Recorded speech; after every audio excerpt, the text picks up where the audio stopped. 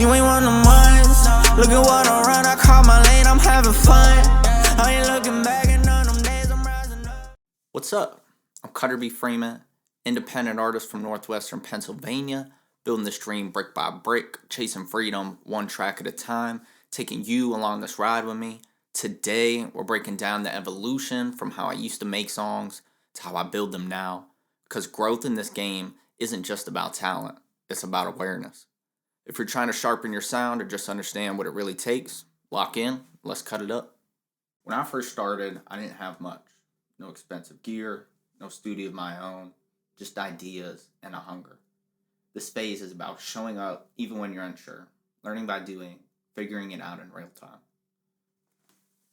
Talking through making songs, and when I first started, I just want to bring up mindset first, honestly, because, that's where it all starts, man.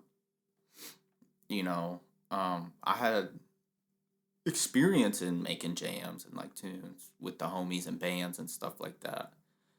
Growing up at high school and a little bit after I graduated. So I knew that, a group way to make the songs. And I feel like that's a little bit different mindset than when you're alone. Especially because I did the genre switch as well. I don't know, my love for art and creativity doesn't change no matter, what the outlet is, really. So I mean, the mindset for me going into it was a big part of this was doing it on my own, because I didn't have to count on anyone else to record music and to make it sound good and polished. And, later I got a full product, like what I'm doing now, of full equipment, video, music, other outlets like this, cut it up and stuff. But at the beginning, the core mindset really was to do it on my own, because I didn't want to be hindered by anybody else. Maybe somebody in a band setting, maybe somebody doesn't learn their music, maybe they can't make it to practice because they got life going on, they got a job, family, career. Said job twice. Just whatever's going on, man. So, yeah, the mindset was to make it on my own, but the mindset was also just to make cool music that I liked. Not worrying about what other people liked. Once you make some and play it for other people, I think that's a little bit of a different mindset. You're just open to anything, though. That's just open to it all, just accepting it. Whether you sound like dog shit or fucking crazy good right away. There's so many different levels and in-betweens of where you start. And it doesn't matter where you start. It's also about learning and growing and trial and error and honestly, just making sounds on a microphone and seeing how to make them sound good.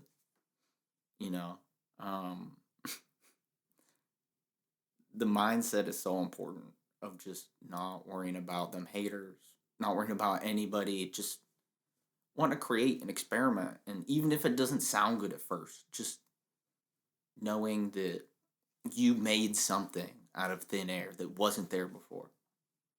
Now you can just hit play and there's your music.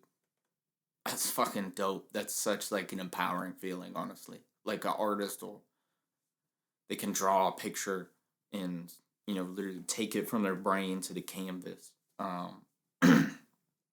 Somebody who makes cars, takes it from their brain and makes a tangible, physical product. Music to me is still a tangible, physical product, even though you can't touch it. You can feel it. You can hear it. But yeah, I mean, honestly, the beginning as well of the journey was a lot of, I want to say once I kind of switched from the band mentality to the solo mentality, just using beats online, just freestyling, rapping, singing, to a bunch of different beats, bunch of different sounds. Let's try rap, let's try hard trap, let's try soft pop with guitar, even some country beats, EDM, whatever it is, just to see what you like, see what you vibe with, see what's going on, see what interests you, what like sparks that creativity, what gets you going, what gets your rocks off, man. That's what we're here to do.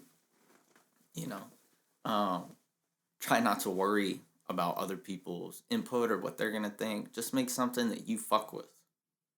If you like good music, chances are other people are gonna like good music.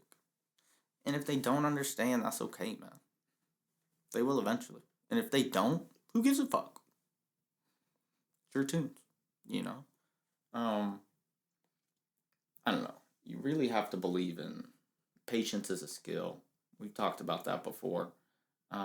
Believing before there's proof, kind of all those things, but I just want you guys really to know that you don't need the perfect tools to start. You just need to start. I didn't know everything at first, so I bought time. Beat packs, sample packs, drum kits, not to cheat the process, but to focus on arrangement, performance, and songwriting while learning the rest. If you make music on your own from scratch, it doesn't have to be on your own, but from scratch, you know how hard this shit really is. How much goes into it. There's such a process at first, you know. There's so much going on. There's so much to be learned. It can be really overwhelming, honestly. And I don't think I felt overwhelmed at first. I definitely had some frustration of just being like, I used to be able just to play guitar and sing along, and everyone else kind of did their own thing. Like the drummer drums, the lead guitarist plays lead, the bassist, or if you're singing with someone or they have it or whatever, you're just focusing on your part. And, being an independent solo and rocking the way I am, a lot of other people are, man. It's like, you got to build everything from the ground up. And you have to start somewhere. In order to start, I really wanted to shorten the learning curve as much as possible because there was a lot going on, you know. You gotta get the chords, a melody, a counter melody. What sounds are those? What DAW are you using? What mic are you on? What fucking headphones? You mixing with headphones? Like, whatever's going on, man. And I really try to shorten that learning curve. I tell a lot of artists because people ask me all the time, like, or they'll listen to my music. They'll be like, "Yo, who made the beat?" I'm like, I made the beat. Oh, who records for? I record. I mix it. I master it. I video. I do everything but hold the camera. Damn near. Honestly, if I could, I would probably. Shout out to my guys. Fucking always hooking me up. Making me look good with them angles. But yeah, man, there's a lot to go into it. So at first, to shorten the learning curve for the music side, I remember starting on GarageBand, and they have some samples in there. I knew what they were, but I didn't really know how much went into it. And you can use a YouTube beat, which is cool. There's nothing wrong with that. You producers got to put their music out somewhere. Artists got to find it somewhere. There's other mediums and stuff like that, but I mean, YouTube beats are the core of so many records, especially nowadays. And that's cool, man. But like exclusives on a YouTube beat, you're looking at like $200, $500, could be even more, depending on the level of producer that's putting it out. Could be less, but that's kind of where you're sitting at most of the time. Unless you got a relationship with them or something, and that's an exclusive lease, so like no one else can use it. You buy it and you're like, this is a Cutter B. Freeman beat. It's basically what it is. Or you can lease it for like $30, $20. But then there's a cap on the growth there. So let's say the song blows, fucking goes berserk. You go top 40, fucking old days are on MTV. All this stuff. But there's a cap to that, man. There's only so many streams you can get under this lease before you gotta re-up or renegotiate. There's only so many physical copies you can sell. There's only so many videos you can make. There's a ceiling. And I'm trying to shorten the learning curve right? But I'm not trying to hit my neck on the ceiling by doing it. I'm trying to still be growing. Um, it's not to say I didn't buy beats at first. That's how I know this shit. Um, but people ask me all the time, where do you start with making the tunes then if you want ownership? Because that is a big part of this conversation as well, of the independence is you're being independent isn't being away from industry and anti-industry, like, and being against everybody and a rebel. Like, that's not what the conversation is. The conversation is just, I want to own what I make, flat out, like, and really be proud of it. And if you're signed or anything like that, it's not to say you're not proud, but I feel like there's a different reverence when you have your hands on every aspect of the art. Hopefully that resonates. But yeah, when making beats, man, you can start with beat packs, sample packs. That's what I did. Um, you can get some basic stuff. So like, just get basic drum sounds, just some drum kits. Pick like your favorite artist you like. I'm literally giving you the blueprint. Excuse me. So like, I wanted that hip hop feel. What was this, 2017 probably. So I was going for like the Drake hip hop drums.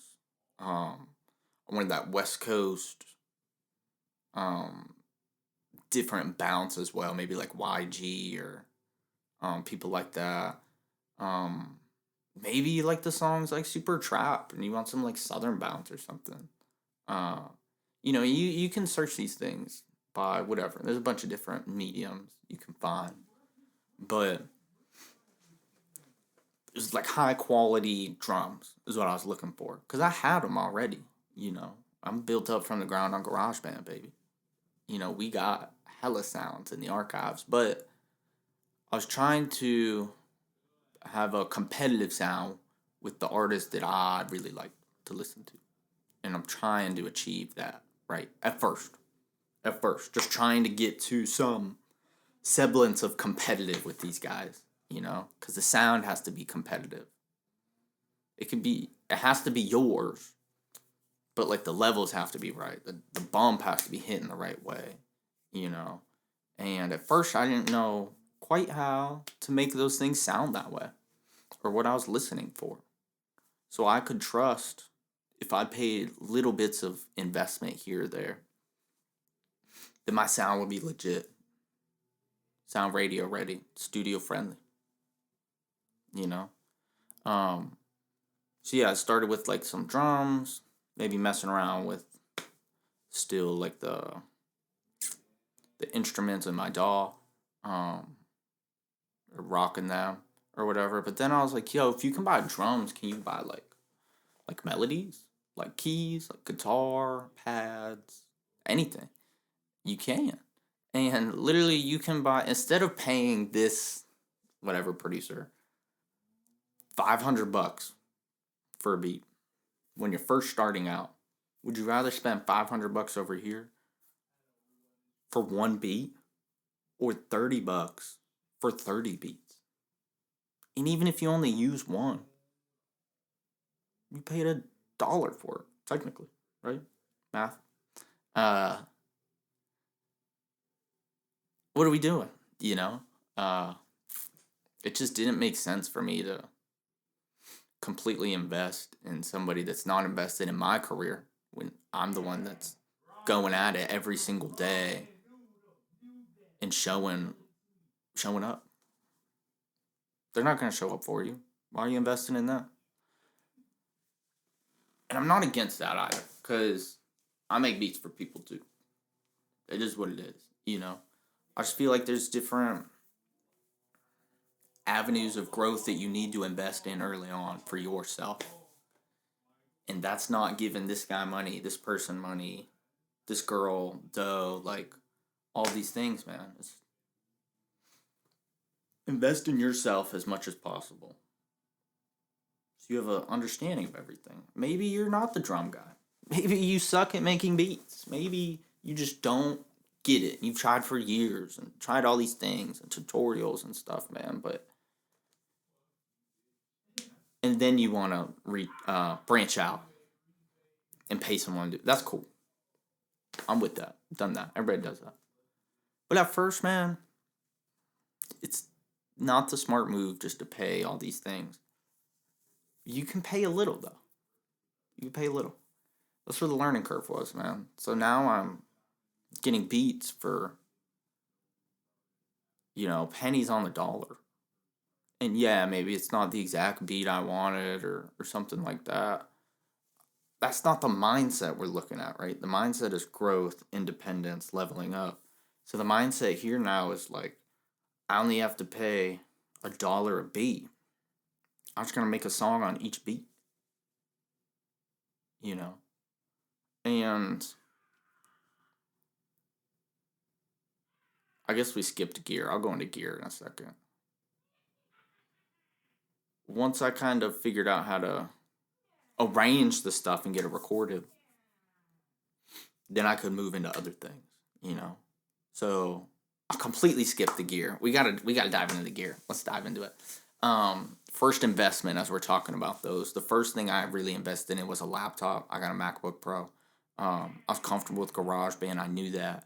I had taken some classes in high school on it. I was familiar with the program. I knew what I was looking at. I had tried Reaper, FL, and a couple other kind of like freeware or whatever. Even some paid as well. Like FL's paid. There's a paid version for Reaper as well. And I still have upgraded version of FL and Logic and other things, but GarageBand is where I feel, I don't want to say most in control or most comfortable. I just knew that I could get from point A to point B with that at first. And now, I don't see the reason to upgrade until I really can't do something in the software. There's a couple things I can't do, but as a creative, you find workarounds. So yeah, whatever your software is, I definitely recommend FL for sure. If you learn any of them, just do that. It's the easiest, it's the best, it's the quickest, especially starting out. Do that one. I like the HUD, how it looks, how it feels of GarageBand and Logic. That's just me, but so I invested in the computer, and then I needed, mic, interface to plug it into the laptop, headphones, mic stand, some treatment maybe in the room for sound stuff, other stuff. I just got like a pack. I think it was on Amazon, honestly. It was like maybe like $300. Maybe like $350. Could have been on sale though. Probably was on sale. But it came with the mic, this mic, cardioid, whatever, for the dynamic sounds that I'm doing. I wanted this kind of mic over a performance mic. In the past, I've used the Shure handheld that's right here. I like the cardioid mic better for recording, at this point anyways. But I got that, a mic stand. It came with headphones. Came with the Scarlett interface. I think the 2i2. If you can see it, I still use it. Yeah, the 2i2. The cords, like everything I needed, bro. And at this point, the laptop was like probably almost $2,000, maybe. Upgraded like everything though. I got crazy stuff. It lasted me 10 years. Near and dear to my heart. R.I.P. The laptop and that stuff, man, I was only like $2,200, $2,300 in, man. All in. To be able to make it all happen. There's some treatment, whatever stuff. I just put up like rugs and carpet and shit, and anything that I could reuse, I reused, man. Like, that is a pretty big monetary investment, just to start out, but I knew I was going hard in the paint. In the laptop, I could use for other stuff too, So yeah, it wasn't that big of an investment long term because I've been using the same shit for years. But at first, it felt kind of scary, and that's okay. You don't have to spend that much if you're doing FL. Like I wanted a MacBook, um, or I needed one for the stuff I wanted to use. You can get like a whatever laptop for like a few $100 and like a Yeti mic for like $80 and just record in your closet. Cause I recorded in the closet too. You gotta start somewhere. Um, but yeah, don't be ashamed of any of that stuff starting out. Don't be scared. Don't be. It's okay to be overwhelmed at times and all that, but don't dwell on that. For real, just look at tutorials. Listen to people like me. Um, get you a little bit of vision, direction. You'll be alright, man. You can upgrade later. It's okay. You don't have to go crazy on the $5,000 mic and $10,000 setup. Like you don't need that. The budget is what it is until it is what it isn't. I'm trying to sound introspective and whatever, smart and shit. Um. So yeah, just shortening the learning curve. Honestly, buying time. You talked about experimenting without frustration a little bit. Um. So yeah, we got the equipment. We got the sample packs and the arrangement. We kind of know how to record, how to sound good on a mic. I thought I sounded good. That's my hesitation the way I'm talking. Sounds like shit if you go back now, but gotta start somewhere, brother. Yeah, so you got that stuff. And then for me, it was like, I have these demos. How do I get them to sound like masters? Like, not like demos, like the final version, like ready for upload, Spotify, YouTube, DSPs, everything, bro. How do I get there? What's the next step, right? Is a YouTube education for me, honestly. I tried to figure out what I could at first, and I really felt like I couldn't. So I went to other studios. I had other guys record me, and that was cool, man. Um, I like the vibe of a studio. Um, I think they're chill. It's cool to collaborate with other people as well. It depends on the setting for real. I've been to like shitty ones. I've been to good ones. With people who are invested in the craft and throwing ideas out. And sometimes people are there just to fucking press buttons and to get a check. And that's not what I'm in it for. Again, why are you going to pay this person X amount of money when they're not invested in your career? When you could pay this person who is invested in your career? That's the idea. So I had like project, EP, whatever, got recorded. It was a B plus job. It's pretty good. Especially, it was only like $200. I think it was like 5 songs or something. That's pretty good, bro. That's really good. But I knew I could just get it to sound better. And the only person that was going to do that for me was me. I couldn't count on these other cats to really give it their all. If it was their song, they probably would, but they didn't understand the vision. They didn't see it the way I did. So I got a YouTube education, man. I started taking master classes and tutorials, how to's, and like how to make a beat like this, how to get a vocal sounding like this, what's a compressor do, what's a limiter do, what is EQ, what is gain staging, what is reductive EQ, what are all these, what is harmonic distortion, what the fuck does this mean, man? This is probably when I did feel the most overwhelmed, probably for the mixing side, because it's like, wow, you don't just record and hit play and it sounds good. There's actually levels to this shit. Fuck. And I had like experience that in way back in recording in bands and stuff. But this was just a whole different sound. We weren't tracking guitar and drums and bass and all these different instruments separately or whatever. We're just making it on the laptop. The metronome with the little MIDI keyboard or whatever. Or just the keyboard on the laptop. You know? Just late nights. You know, I just pull the sample pack, make a demo, trial and error, not getting too frustrated and looking up how does Dr. Dre make his beats? Or how does he make his drums sound like this? Like legendary stories on him as a producer alone, but like Timbaland or going to beat making more like Pharrell and or Kanye or any of these artists, producers, whatever, make it from the ground up.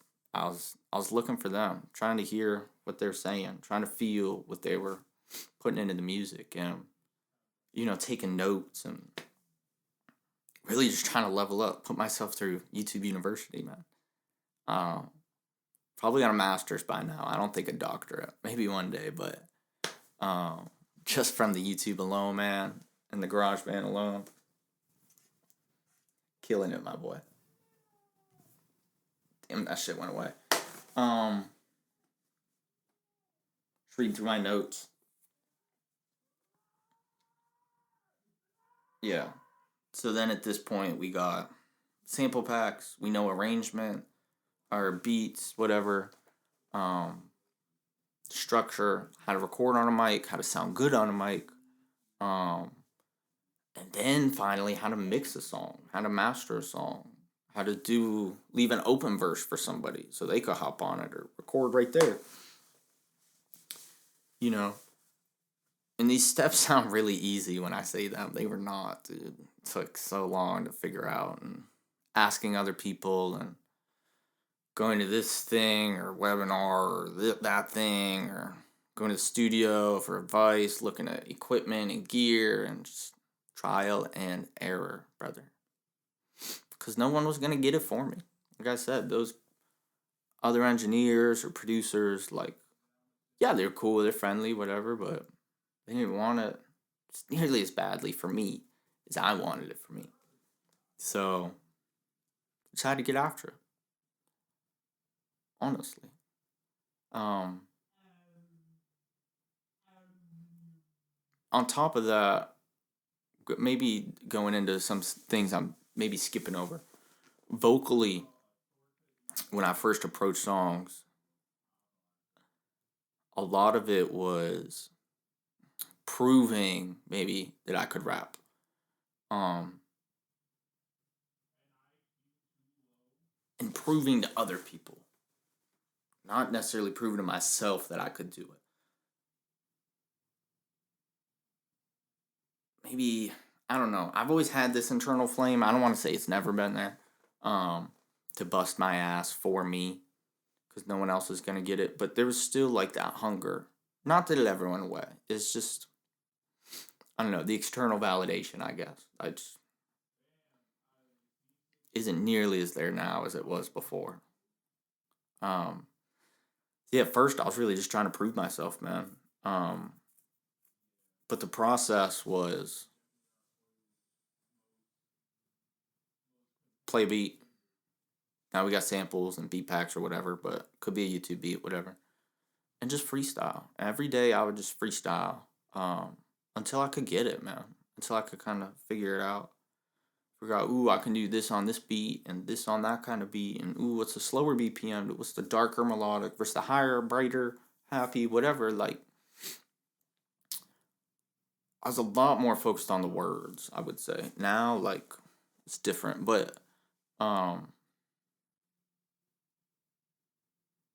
everything was proving that I could do it. And now that I can do it, the mentality shifted a little bit. But yeah, a lot of it was freestyle based, honestly, and finding flows and seeing what worked. I would do a lot of writing though, a lot of writing drills, practicing. What do you do with this word? Or if I give you these two words, where can you go from here? Set up, punchline, internal rhymes, cadence, flow, patterns, so many things, right? And all of it's learning. I'm still growing every day too. Every song, every rep, everything, every line. Um,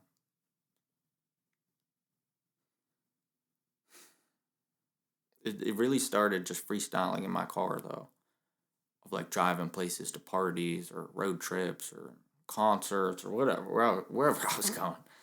Um, and then like none of my homies really did that kind of stuff though. I had like some music friends, but not this. My music friends had always been like band people or group based. So now it's different, shifting the focus to just me. How to keep yourself entertained and going when you need that energy. And that's determination versus motivation as well. We've talked about that before. Um, but yeah, I would honestly, it's a lot what I do now. But I just play beats and see what hits. If it hits, go after it. If not, maybe another time. Or never. You know? Um, leave you with this though. I didn't shortcut the work. I just built an actionable plan of structure and attacked it day by day, one at a time, and kept that mindset that we were talking about. Not looking down on myself while I'm doing it or looking for anybody else to say, this is really good. You know, fuck all that. Just do it for you. That's it. If you fuck with it and you like good music, other people gonna fuck with it who like good music. Building independently. Eventually, I could do everything myself. Concept first, emotion before flex, structure intentionally, visuals already in mind, catalog cohesion. It's where recording becomes building. Moments become chapters, songs become experiences. Wow, that hit. I'm sorry. I just had to take that in for a second. Yeah, man. So we talked about recording and experimenting, but now once the experimentation, it's not over. I won't say that. It's not over.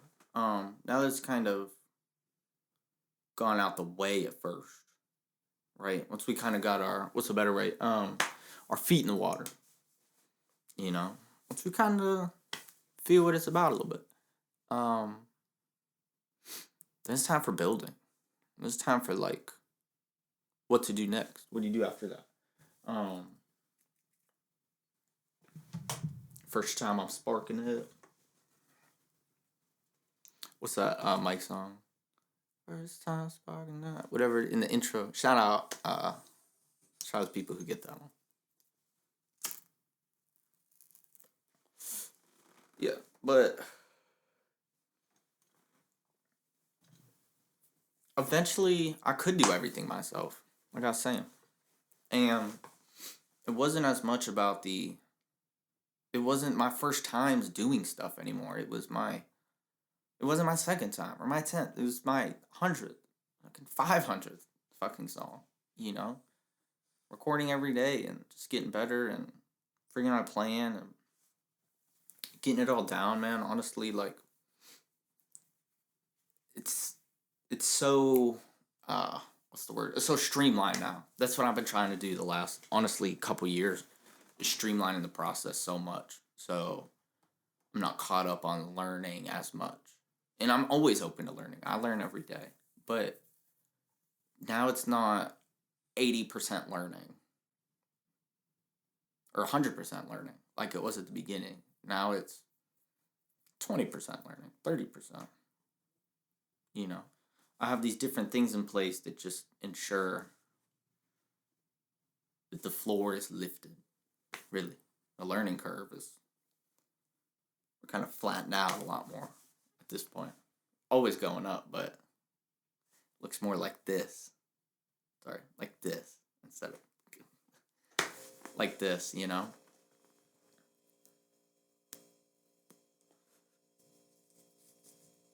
So, I mean, once I kind of got some stuff down, one of the first things I did was build a template for my vocals. And that way my vocals sounded pretty much the same over each track. And stylistically, artistically, if I wanted this thing or that thing, that's different. But we need a bass line to go off of. To be like, this is how I should sound, right? So I didn't have to mix literally everything from scratch, every single song.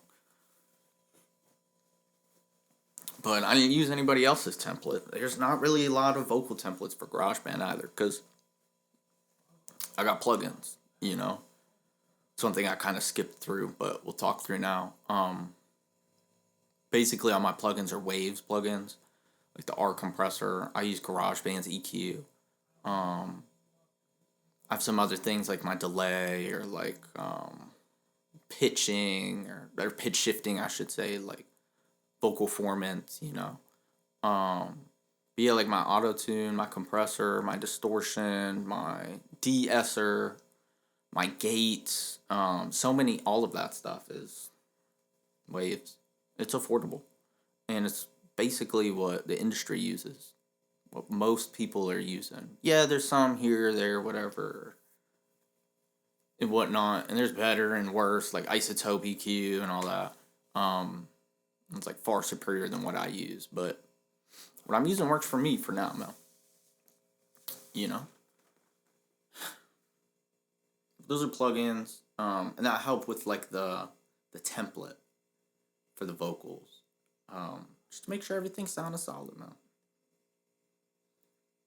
Another thing I made was I kind of had a template for like the beats, but I didn't want. It's not like a full. There's a way to do it in GarageBand. Don't get me wrong, but I didn't want like the same drum kit every single time I loaded up.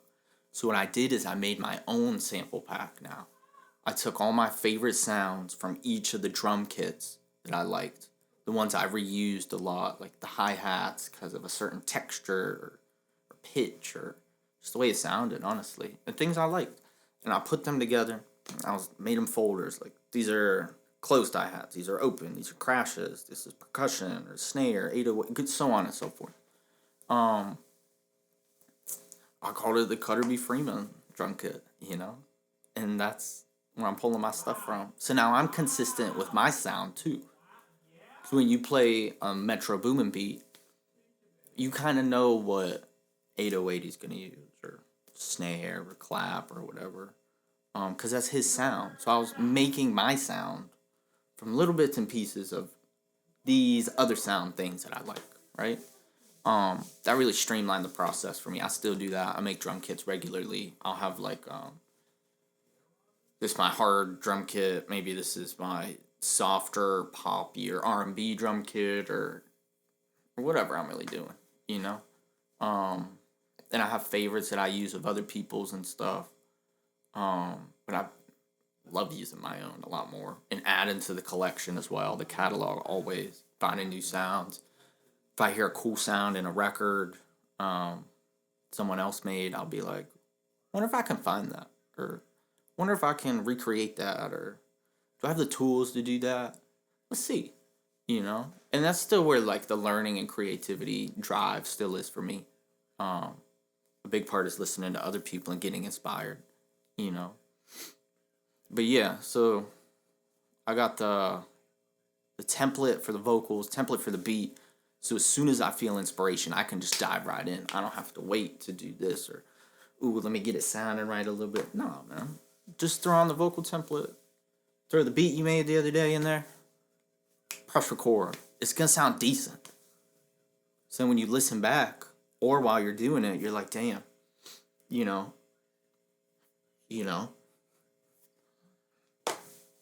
head bob already. As soon as you hit play. You have to spend hours doing that shit, and now I'm not inspired anymore. Because that's a big part about the learning curve for me was like, it's hard to vibe out and just be in the moment and really accept like the energy and like the wave you're on in recording a song when you don't know what the fuck is going on. Technically speaking. Like, you don't know how to press record. You don't know what the BPM and the key is, and the auto-tune sounds weird. And Oh shit, what was the flow? What was the bar? Gone. Vibe is gone, dude. I didn't want that to be an obstacle for long. Really didn't. And now it's not, which is dope. Take care of that in like the mixing phase and stuff. But yeah, so now like I just pull up the template, the vocal template, the beat template. I guess I'll start with the beat since we're going through how I make a song nowadays. But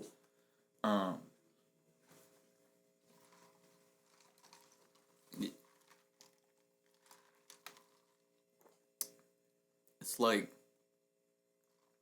I'll either pull up a YouTube beat and freestyle, or just pull up my own beats I've made in freestyle. I like a YouTube beat though, just because it's fresh and I haven't heard it before. Pull that up, just start flowing. In the home stew right here, cutting it up. And I don't wait for inspiration. It's not to say I force it either. I'm just like kind of flowing in the moment, seeing what I like. If I don't like it, I won't do it, and just seeing what the vibe is today. You know, is it a country beat? Is it a EDM beat? Is it whatever it is? And really just diving in, man, and flowing, and not being judgmental, and just accepting. Not really worried about words at all. Just making sounds, honestly, and with like different vowels or consonants or whatever sounds good, man. That's really it. And what sounds good, I keep and work more on. What I don't like, I delete or do less of. It sounds easy. It's just what I do every day. It's what I love, honestly. Love making music, man. Love sharing it with y'all. Love breaking down the process, too. Hope y'all are still with me on this one. But yeah, now I'll just like throw open whatever session, get it up, pull it up, and just hit record. And sometimes I'll just have like a lot of shit, like 30 vocals or something. I'll do a session for me isn't just one song either. Like I'll freestyle to 10 songs in a row. And pick the best one and then work from there. If it's my beat, I just go right into the whole songwriting process. We'll break down. If it's a YouTube beat, then I have to make the beat, right? So I'll pick like a similar BPM key or the same. And sonically stay in the vein most of the time. Sonically there. Sometimes I don't. But let's say it's like a darker beat, 120 BPM, or 80 BPM, A minor. So I'll do 80 BPM, A minor, in the DAW, and GarageBand. Since a darker beat, I know kind of what chords I like to use. You know, maybe I like diminished chords for this feeling, or fucking around with the half steps a lot more, because it's like the sadder, melodic, trap, whatever sound it is. You know, whether that's guitar or pad, keys, bell, whatever instruments I'm looking at, man. But yeah, we get to beat. Once we kind of have a demo, a freestyle demo, I'll structure it. I'll be like, I like this hook idea. I like, ooh, the verse should be here. Let's take this part of the beat away. Let's add something here. Ooh, take the kick out. Shit like that. Just structure, right? It's not solid or concrete, but gives us a baseline. From there, I kind of already have my melodies and flows, right? Because I'm not worried about the words. Now I'm worried about the words. Now it's like, what does I sang? Ooh, ooh, whoa. What is the words there? I gonna go slow. Shit like that. Just doing whatever, you know? Just vibing and figuring out some words and what fits.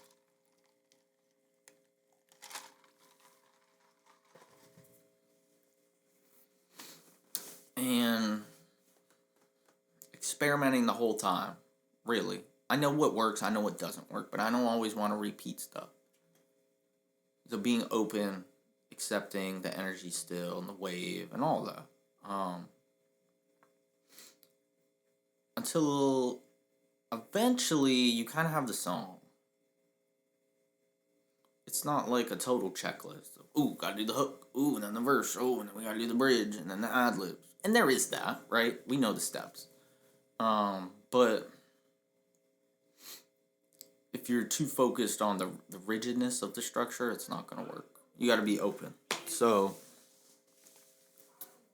that being said, you'll have the song, or now we got the song. Gotta mix it. Most of the mix is done because we got the template. We gotta touch up some stuff, maybe louder here, quieter here, in the vocal performance. So you gotta go through and EQ different, compress different, whatever's going on. Yeah, and then I got a master template, so I throw it in the master. Get the level sounding right, tweak it just a bit, and then the song is pretty polished, pretty done. Version 1, done. People talk about concepts and understanding visually what's going on while making the song. I do have visions and flashes at this point. Maybe when I first started I didn't. Now I kind of do. I can close my eyes and really see the vision for a video, for artwork, for maybe performance, anything like that. When I first started, I closed my eyes and all I could see was the crowd, honestly. And now I still see them when I close my eyes, but I can see a little bit more of the path to there, right? Because there's steps along the way till you get to... You don't just write the song, record it, and then go perform to 1 million people who all know the words. You got to build that first, you know? Eventually you can get to that point. And there's still steps I'm skipping through, but, you know, it's not that easy. What does your artwork look like? Do people connect with it? What about the font and color scheme of that? Is it a picture of you? Did you pull it from somewhere? Some royalty-free sounds? Like, what is that? What do the visuals look like for Instagram? The clips? What is the message? What is the artistic identity? What's the identity of you? What's your voice? Who are you portraying? Are you portraying anyone? Or are you just being yourself? You know? What lens is this song from? What lane is this? Who is going to listen to this song? What does that person look like? What do they do? What do they like? What artists do they listen? There's so many things, man. So I see a little bit more of that, but still all I ever see when I close my eyes, when I'm singing my songs in the studio or anything, is connecting and seeing the crowd. And sometimes the crowd is 1 million people. It feels like 1 million people. Sometimes the crowd in my head is just one person I'm talking to. And maybe that person's me. Just the mirror back to myself. Just depends on the vibe, you know? But all of these other steps I'm talking about, once you get the song, once you kind of get that down, like I'll go into artwork, for example. I have a template for all those as well. If it's a single, I have like, what do you call it? It's a template I bought from someone else, a company or whatever, an agency, artistic, whatever, identity, place, people, things, words. Not to rant for so long. But yeah, they had a template that I thought was dope. And I went in and it was like, I wanted to be similar to like, what's the idea? So branding. I was trying to be brand aware and not be repetitive, but have an identity. So you instantly look at it and think Cutter B. Freeman. There's an artist like Russ. Russ for his, was it a song a week or whatever he did for so long. It was like a different color background, basic color, and then in the middle is a picture or an image, like clip art maybe, that connects with the song. So if it was like a heartbreak song, maybe it would be like a heartbroken. If it was, a song about a Bugatti, it was a little car with a blue background. And the loved one was red or blue or whatever. It was all consistent though. Arizona Zervis was another artist I listened to. With a lot of brand conscious artwork. His was a little more simple, I feel. It was the same color. It's just white. With a similar small image or whatever in the middle. And that was always just black. And that's his branding, black and white and grays. Russ is a little more colorful as an artist. So he could experiment with orange, purple, green, blue, different things and still be to his core and to his core fans. So the idea was, how can I do something similar to them but make it my own? I found Tory Lanez as an artist I listen to. Tory has like his tapes or whatever series that he does from his Twitch. Like the Twitch tapes, I think is what it's called. And the artwork is always like these VHS tapes with like the cover. You can see the spine where it's like written in permanent marker. And the background and the cover on the tape is always different. Maybe the font just a little bit, but not too much. And it's the same branding logos and stuff. And I always thought that was so tough and so cool. So I wanted something similar to that, but make it my own. So I think I found where he pulled it from, where his people got it. I think I actually have that one. They tweak it kind of how I'm going to talk about how I do to mine as well. And they're way better. They're miles better than mine. It's because he got a team. Whether that's one person, two people, whatever. You got people that believe in you. So I pulled a similar one. I didn't want to do the tape, the VHS exactly. So I was doing EPs when I first did it. And I got, I think it was the mini discs or whatever. Is that right? I don't know. I haven't done one in a while.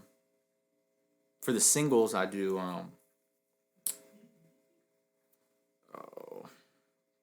God, I can't think of the word. SD cards. Little mock-up SD cards. And they had like a template or whatever you can buy and tweak and mess around with for yourself. So I did that.